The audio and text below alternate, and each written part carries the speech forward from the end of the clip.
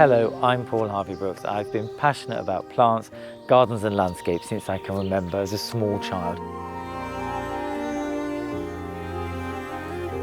That is a very magical space.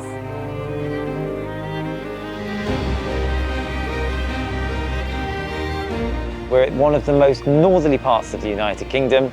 This dramatic landscape is really one that's forged by the weather.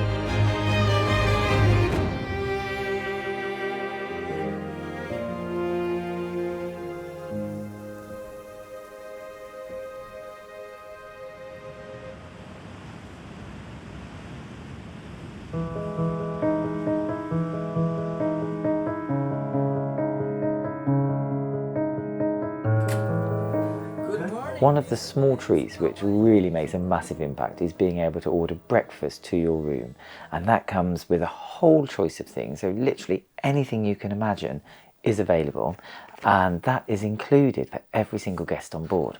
Now the other thing which is included, which I think is super nice, is room service 24 hours a day. So you can have here anything from New York steak, vanilla cheesecake, hot dogs, so whatever you're in the mood for, any time of the day, you can order that, and that's also included.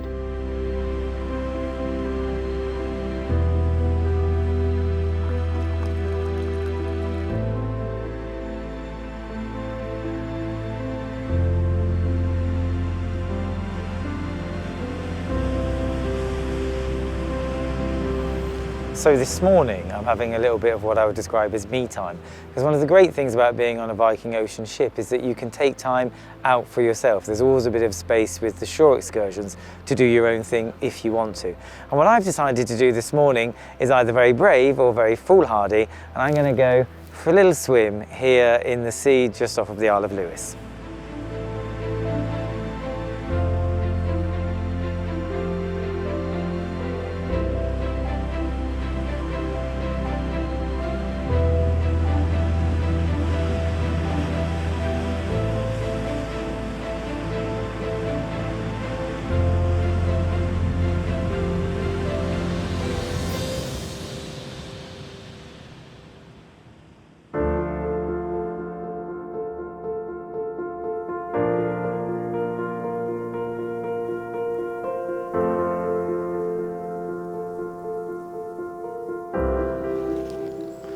Oh, hello, David. Hello. It's Hi. nice to see you here weeding. I love weeding. I think it's a very tranquil occupation. It is. But I've been walking through this landscape and it's really intriguing to me because literally behind me there's a huge castle. Yeah. And then there's lots of really old, mature trees and things that clearly have been introduced here. Yes. And then it looks to me like you're kind of renovating or creating something new. Yes, so this is a recent development from 2019 along the lines that historically would have been here, that Lord and Lady Matheson introduced back in the late 18th century.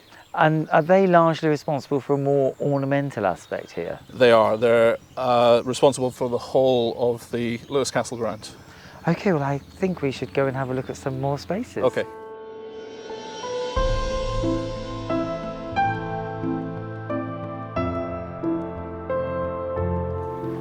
So tell me what's happening in this space. So we've created long herbaceous beds. We're trying to follow the Victorian theme, but unfortunately the historic tile drains that were once here that led all the way up to the far hill there are now defunct. So we're having to use bog planting more than anything else to cover the herbaceous. So we've got some astilbe over there. And as you can see, we've got some kingcups coming up. And I see the ligularia over there. Yes, one of my favourites, definitely one of my favourites, the ligularia. We've also got Gunnera pensa in clumps further up as well. There's another ligularia up against the far wall, and it just creates a good structure in these wet, peaty environments. Yeah, and a good solution which doesn't require, I imagine, very expensive re-engineering of drainage. Exactly that. We're trying to work with what we've got.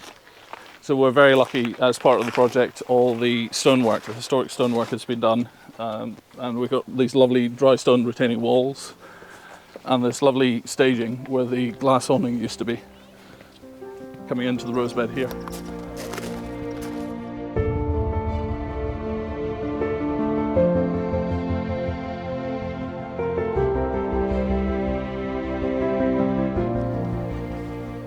really is a very impressive planting of bluebells all through there as far as the eye can see. Yes, I'm glad I inherited it.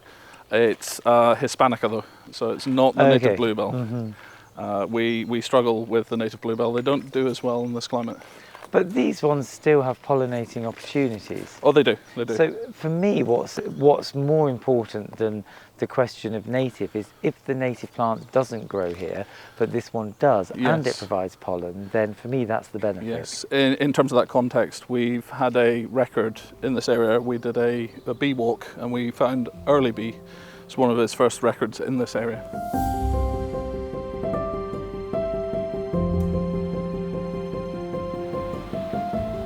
Oh, hello, Johnny. David said I'd find you here. Hi there, how you doing? So I can see you're also looking at kind of new plantings, but I was wondering a lot more about some of the older trees that are here in the estate and how you really look after them. What happens when with wind pruning exactly?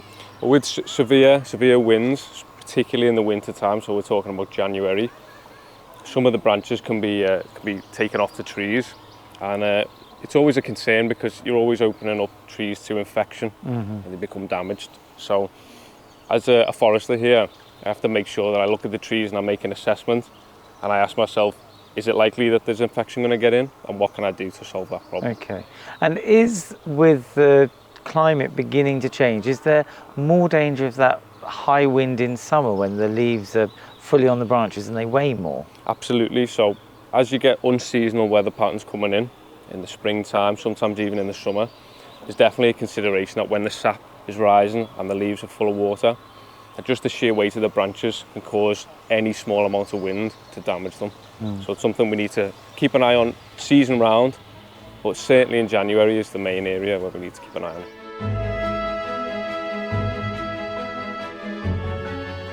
Now this is a pretty standard native birch tree to the United Kingdom, but birch has a really large cross-section of Europe that it inhabits natively. So it goes through Central Europe and it also goes up into the Scandinavian countries and indeed Norway. And uniquely to Norway, this plant has a herbal benefit that the rest of Europe doesn't seem to do.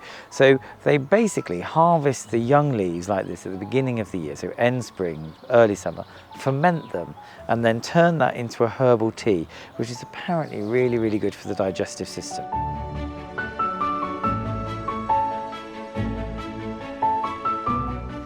Often with plants now, we just think of them as purely ornamental, and there are a few that cross over and have remained very culinary for us, such as rosemary, sage, thyme, the traditional ones.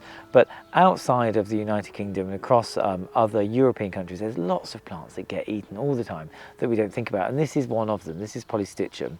Now, you can't eat the leaf like that. I doubt that'd be very tasty, but in Scandinavian countries, when the frond is first coming out, you get what's called a frond heart, so it's still very, very tight. And in Scandinavia, they get much, much bigger than that. And what they tend to do is pickle those, not to be eaten in summer, but to be eaten in winter. And that's traditionally because in winter, most of Scandinavia is very cold and covered in snow, and this would have been a valuable food source in those lean months.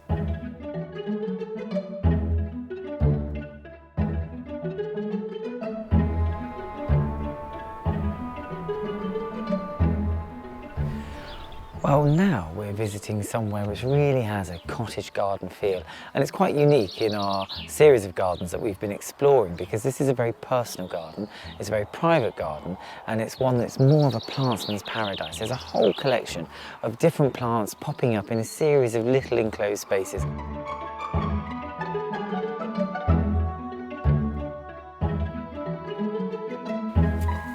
Hello, Stuart. Hi there. Hello, this is a remarkable garden. I've been wandering around seeing some of my favourite plants like the Smilacina and the Sambucus, different things, but it seems to be quite extraordinary. It must be a very personal project. It's taken a long time, and yes, my wife and I have been working here since 1976. Oh wow. Yes, initially mainly food, but when the children started leaving home, we had a big area. We started to develop it and to grow plants and grow more plants. We have built a lot of microclimates, and that benefits an awful lot of plants. You wouldn't grow elsewhere. I mean, the Restio, which is just over there, is a South African plant, Yeah. and we're probably pushing the temperature limits here. Yes. But because we can get a little bit of shelter for them, some of them, at least that variety, is able to survive here. Because I've tried to grow that particular, well, not that particular species, but Restio before in my garden, because I love them. I see them at the flower shows, they're always extraordinary. There's a really good grower on the south coast of England, but they always die for me. And I did spy that, and I thought, I wish. Anyway, I think on the I wish, I'd be really delighted if you could show me a bit more of the garden.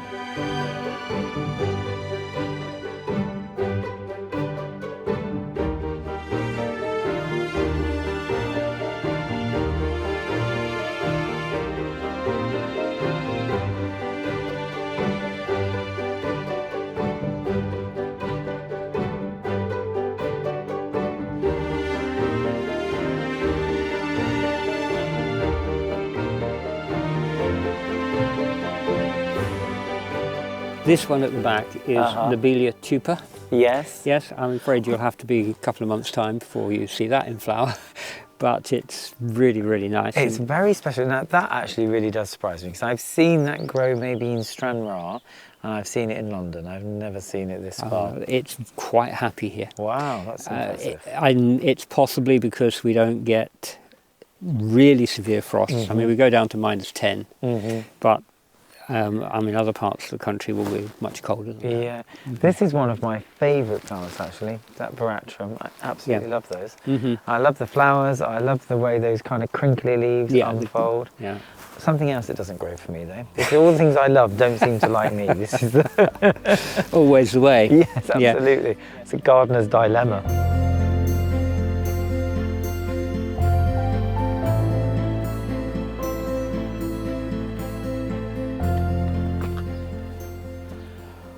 Well, I must say, as we come up here, kind of out of the garden, we really get a sense of the elements you're really tackling to make those plants look so nurtured and loved, because anyone can tell that the wind coming through there is going to be pretty ferocious. Yes. So you really have got a battle on your hands. Yes, yes. Wind comes from all directions, which is why the gardens are surrounded from all directions. This is the most exposed part of the garden. And a lot of the planting is original in the sense that we put them in 30, 40 years ago, and because they survive with the wind, we leave them there. And we found things that do grow here, and in fact we get visitors who are desperate to find things that will grow. Yes. And we have a palette here that they can use. Now, I understand on Battles you have another visitor in the garden, so I think I'll let you deal with that, and I shall carry on having a wander. Yes, a stag. Okay, thank you very much. That's all right, well, thank you. I shall have a little word with it and Good luck. pat its nose. Okay, thank you.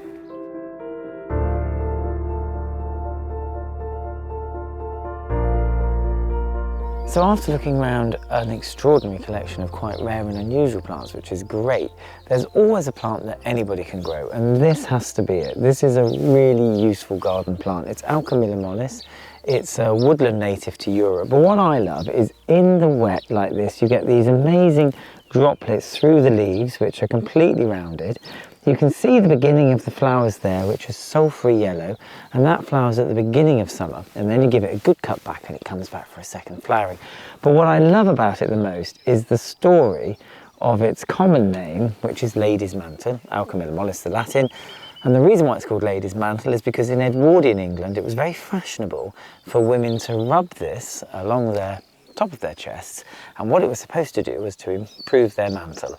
And it's just such an amusing name to me, and I like the idea of people desperately cutting the Alchemilla to do that rather than cutting it because it's setting seed everywhere.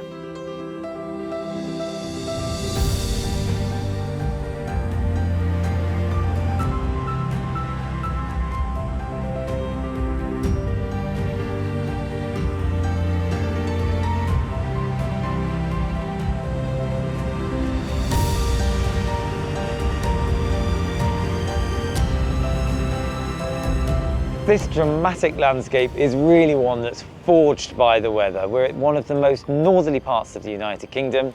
This is Orkney. Now, one of the key things about Orkney, which separates it from most of the United Kingdom, is the effect the Gulf Stream has on it as it passes by. Weather shapes almost everything here, from the way the plants grow to the way the landscape literally has been carved. And one of the unique differences is that the temperature range between summer and winter is only 10 degrees. Rarely is it snowing here. So the biggest force that's shaping everything is the wind. During summer, wind forces are around force 4, but in winter it's around force 8 to force 9. So it's a real beast to be contended with. I'm really excited to see what this island has to reveal to us.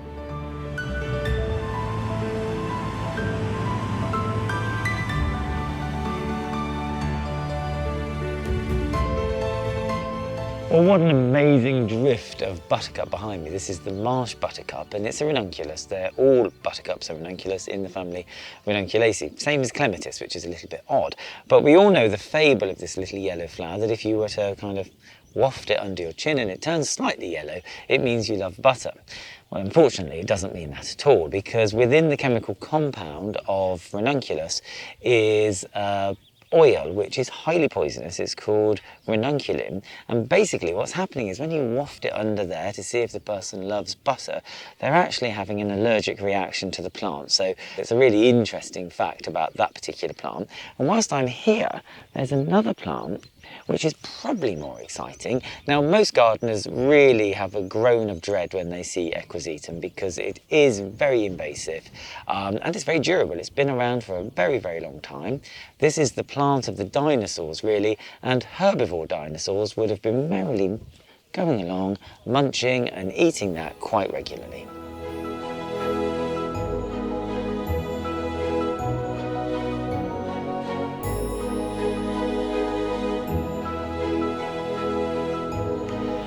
Well, stone circles like this really fascinate me, because I grew up near the Rollright Stones in Oxfordshire, and eventually they were kind of completely encompassed by a landscape which wasn't the one when they first were erected. And it's a landscape very much created by man, a little bit like here, I imagine. But what exactly is this stone about? Well, you've referenced landscape. That would have been a lot different when these stones were erected. Yeah. They date from the very late Neolithic, so 2500 BC, so over 4,500 years old. But sea level has been rising consistently for at least the last 8,000 years. And from work done by a team of archaeologists based here in Orkney, we know that where we've now got water on the left and on the right, that would have been dry land. Slightly marshy, slightly boggy, and this particular peninsula, very fertile ground, so that's what attracted people to settle here. So they've erected these stones, which were, I'm imagining, they've taken and kind of dragged here, but the buildings that they lived in and the farming communities that they made, were they largely wooden, or the same kind of stone structure? That's the wonderful thing about Orkney archaeology. We have a wealth of surviving monuments because everything is built out of stone. In other parts of the UK, it was wood.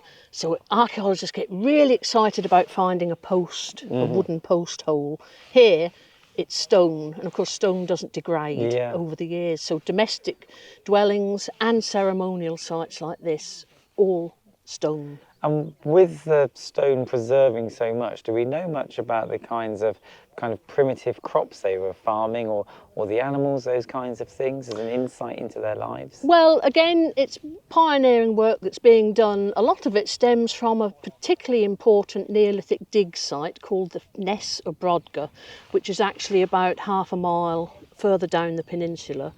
And finds from there are being analysed by Orkney College Archaeology Institute.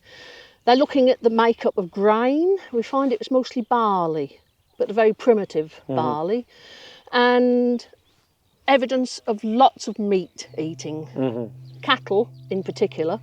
And by looking at the size of the bones that remain, the cattle were something like aurochs, now extinct, but really, really big animals. A few pigs, a few sheep, and of course at that time there were still wild deer in Orkney. So it was probably a meat-heavy diet. But with the grains, there's also evidence of Neolithic brewing as well. They were making use of They were having a party as well. Good. Yes, and we know this from the residue left in cooking pots and vessels that are found.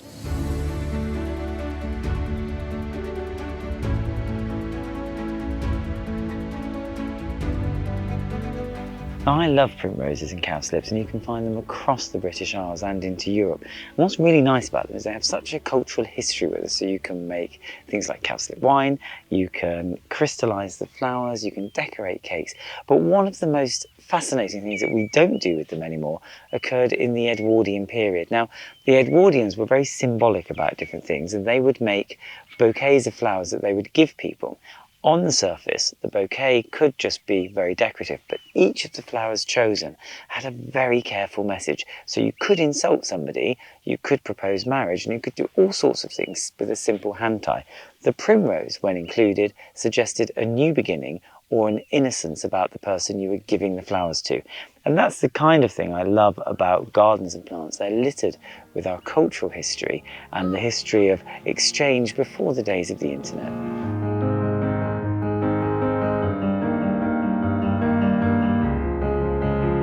I've just been having a bit of a rootle around, as gardeners do, in this kind of boggy landscape. Now this is brackish water, and that means it's salt water and fresh water coming together.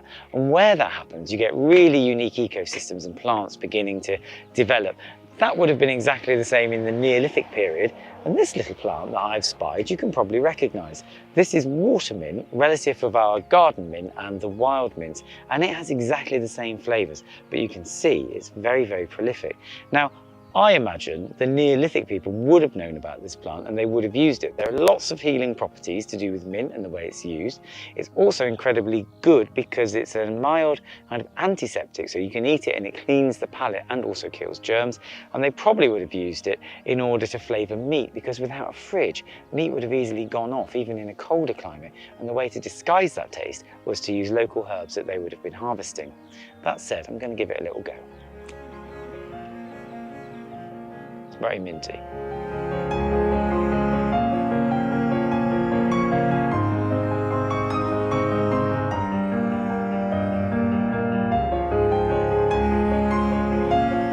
Well, I'm here at Skara Brae, really quite a fantastic place. I don't actually know very much about it, but fortunately I do know somebody who does, so I'm on my way to meet Gordon, who is an expert and is going to reveal the secrets of this place to me. Well, hello Gordon, I'm Paul. This is a spectacular view, I must say, but I have the feeling we're not here to look at the sea alone. Well, the sea, Paul, is part of the story of Skara Brae, which is the Neolithic village that we're going to go and visit in a moment. And the story really starts 5,000 years ago when the village is occupied for a period of 600 years, and then it appears almost overnight the entire resident population grab what they can and leave. And the theory that really underpins that, and the theory that most experts now consider to be the kind of closest to what happened, is this bay behind us here it wasn't a bay 5,000 years ago. There would have been probably a loch or a freshwater supply for the village. Okay. And what we think is that the Atlantic Ocean that we have behind us over the years has eroded and eroded away a little bit more, until eventually it's either contaminated or allowed the freshwater supply to drain. Yeah. And they've had very little choice really but just to grab what they can and leave.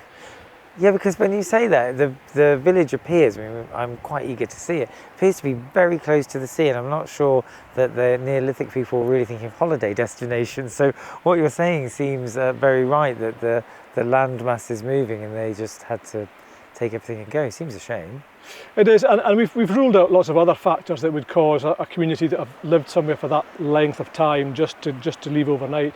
The reason that the clues that tell us they left overnight are the wealth of artefacts that were left behind, things that you would naturally take with you. Quite valuable things, I imagine, at the time. Yeah. So how many houses were there? Well, we think originally possibly up to double the amount there are now. Currently there are 9 houses and one other structure, which is a workshop. We'll look at that shortly. We think possibly maybe the village was originally double the size. So after they lose the water supply, we think that erosion continues, removes about half the village before covering the rest of it and hiding it under sand dunes. Oh, it was hidden. And it was hidden, and it remained hidden until 1850 when the owner of the land here discovered it after the storm. So that's really why it's so well preserved. Orkney would have had many villages like this, like Uh-huh. Skara Brae. The stone gets reused for future subsequent Yeah, projects, yeah. but this has been preserved, Just preserved. entirely. So And one more question. In the period they were living here, because I'm thinking for basic things like how they kept those places warm, there would have been more than this grassland that we're seeing. well, yeah, Orkney was pretty much covered with tree growth, not large, pine forests, like quite but yeah, kind of yeah. shrub type trees, hazel, juniper, these types of trees, and they were beginning to clear the land for farming. These are some of the first farmers in Europe that are living in this village, and Skara Brae is reckoned to be the oldest Neolithic village in Europe, Oh, wow. complete with its stone furniture. So it's quite an incredible gem, and quite rightly has the status it has. But yeah, certainly the landscape was very different then. It feels to me a bit like a very romantic story, like part washed away, part hidden by sand, revealed, and now we get to look into this amazing time capsule. So let's go over and have a look.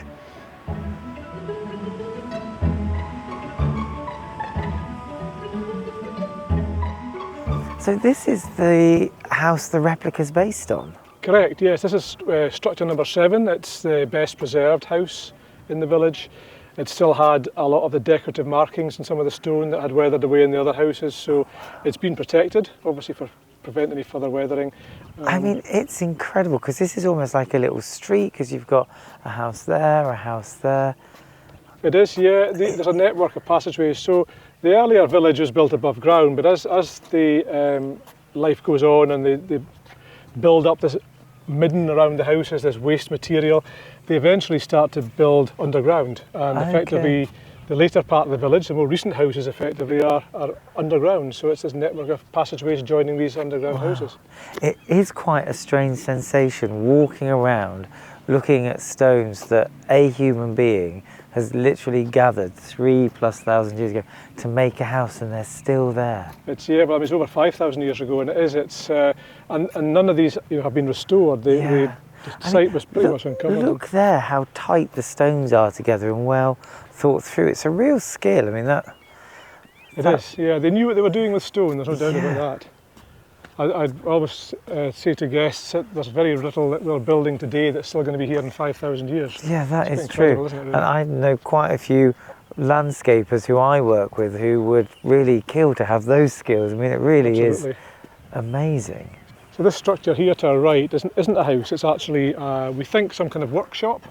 There were no bed stalls inside this building, and there's no dresser, shelving type And structure. that does look a little bit like a cupboard. You could imagine things being stored in there, couldn't you? They're working. Yeah, and they found lots of tools in various stages of manufacture in this building, and I think that's what lends itself to maybe being some kind of workshop.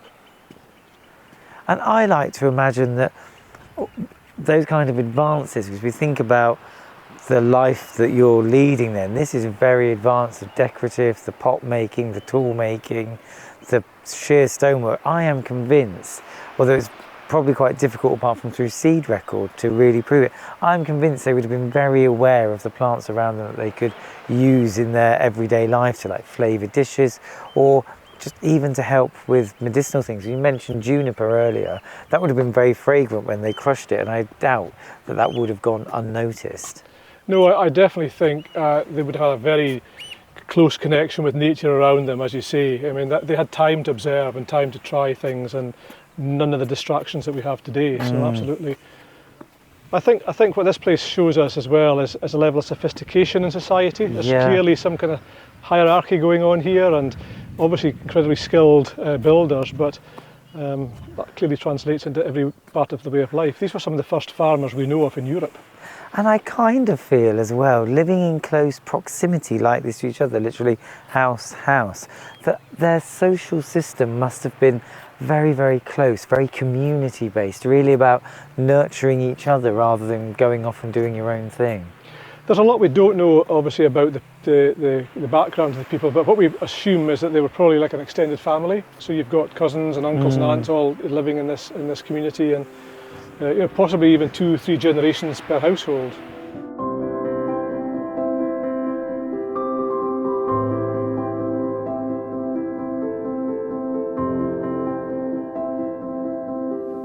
Well, this really is remarkable. It's a replica of a Neolithic house here, and there are so many details which really bring to life how those people lived, and actually really advanced. There's this amazing dresser here.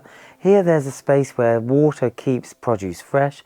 There's a fire, there's beds, but then also, look at these. They're the most amazing decorative pots. Now, I wouldn't mind that in my garden now, if I'm honest. But what it shows me is that they were really interested in the aesthetic detail, not only the practicalities of life. And with that, it's not a stretch to imagine them collecting plants that they used medicinally, decoratively, and also to create dyes and growing them nearer these houses.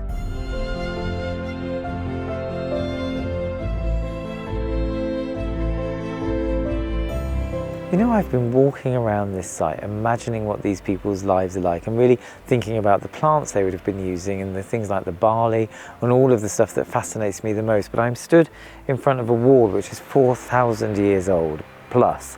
And one of the things that struck me, which is just incredible that we will never experience because of the way technology has moved, is this is a Neolithic building made out of stone, literally dragged from the landscape, and in it are iron deposits. So these people unwittingly are staring exactly at the future that they would never see and have no comprehension of how that would change life. And we won't have that because most of our things now are so far advanced into science, but here they would have just been looking at something that would change the shape of their world and have absolutely no idea. It's just mind-boggling how ancient this feels.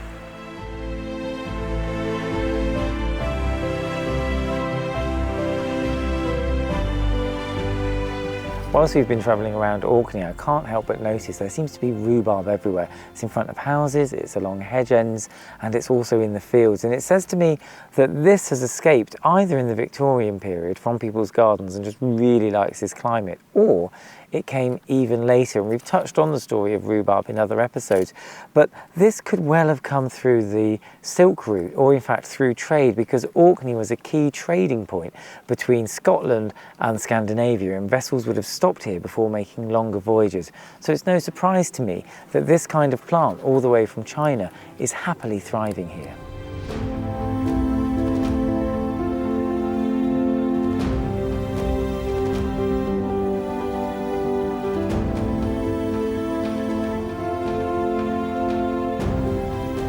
Well, you could be forgiven for thinking we've moved into a much more gentle southern kind of space, because this really feels like a garden that many people would identify with.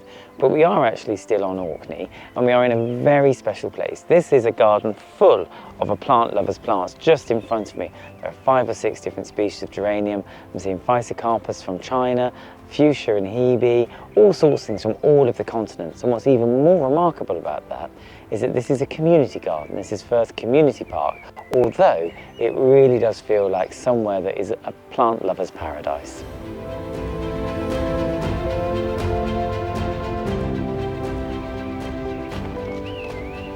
Now, as I'm walking along here looking at this treasure trove of plants, there are 2 things here which are really interesting to me. These are both in the same family. This is the genus Olearia, and that's native to New Zealand, but look how incredible they are. I mean, they're absolutely thriving here, which says quite a lot about the uniqueness of Orkney and the temperature range that these plants will put up with. Now, these are both evergreen, even though it doesn't look like it because they're quite silvery, but the way you can tell is at this time of year, late spring, early summer, the old foliage, which is going yellow, is falling off, and that's absolutely normal. With all evergreens, what happens is they shed that old foliage at this time of year and bring out this fantastic new foliage. Later in the year, that is going to be covered with a mass of clusters of white daisy-like flowers, and it really is extraordinary to see it. So this is Sambucus aureomarginata. Now, Latin for plants people often think is really confusing, but it's realistically telling you in very basic terms what's happening. First name is always the genus, after is the species, so it's like my name and my family name, and then often there's the description. Aureomarginata, you can tell, it's light on the margins, which is exactly what that means. That's a really lovely variegated shrub, and directly opposite me is my personal favourite in the Sambucus family, and that's Sambucus black lace. Just look at that beautiful cut foliage, it is like lacework, and if you prune that hard every year, you get masses of that beautiful foliage, really, really dark, and those incredible blossoms that come out pure white.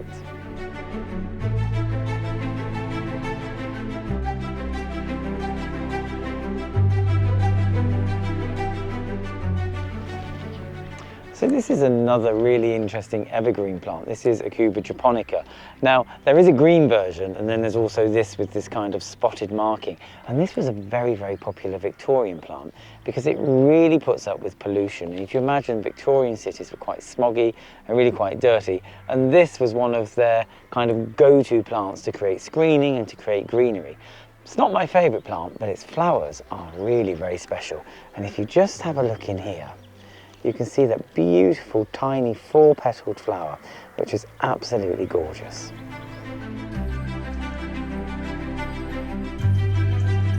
Under this Mahonia, which was a very popular plant, you'll see this kind of spotted leaf, this ground cover. This is Pulmonaria officinalis.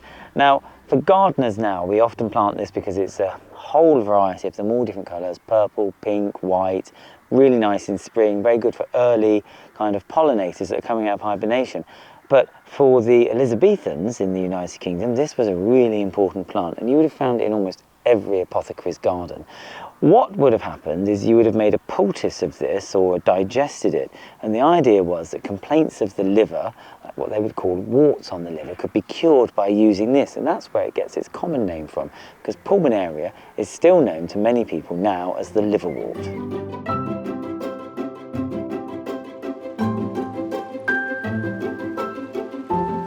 Well, what a treat. I'm finding all of these beautiful plants in this kind of dell-like situation. So the easiest way to look at them is to walk through this kind of shallow stream. And the first thing I've noticed is this beautiful Chinese thalictrum. I think that's black stockings because the stems are really, really dark, and that gets to about 1.8 meters eventually. Really nice. Behind it is one of my favorite geraniums.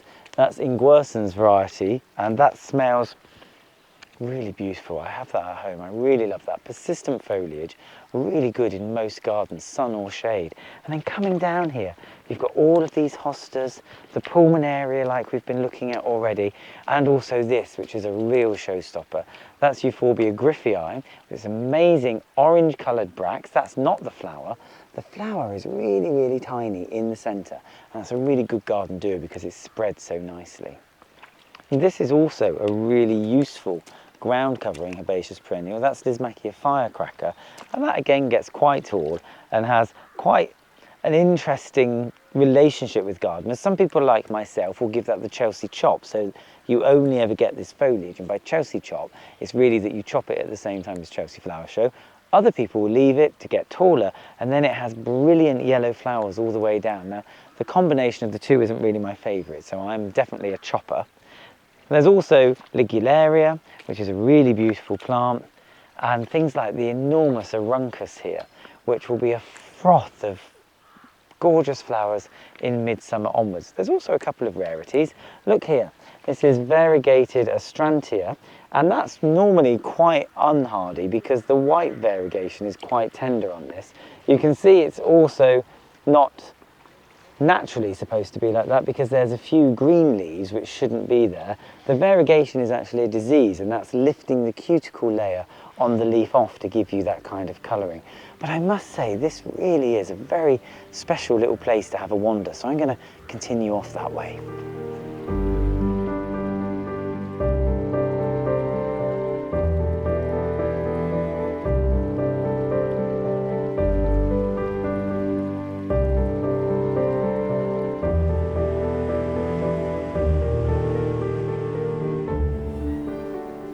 So this is quite exciting. I've had a big day in Orkney, seen quite a lot of things, and I'm just about to have quite a nice treat. If you're a passenger on board a Viking ocean ship for a length of time, there are certain things that you need to think about in your everyday life, one of them being your hair. Now my hair has got a little bit scruffy whilst we've been on board, so what I'm going to treat myself to this evening is a little haircut and a tidy up.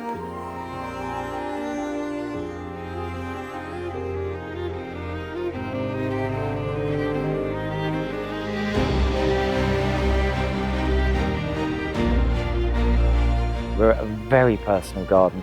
This is the Royal Botanic Garden, Edinburgh, and it's just amazing to be back and hear the garden kind of living and breathing around me.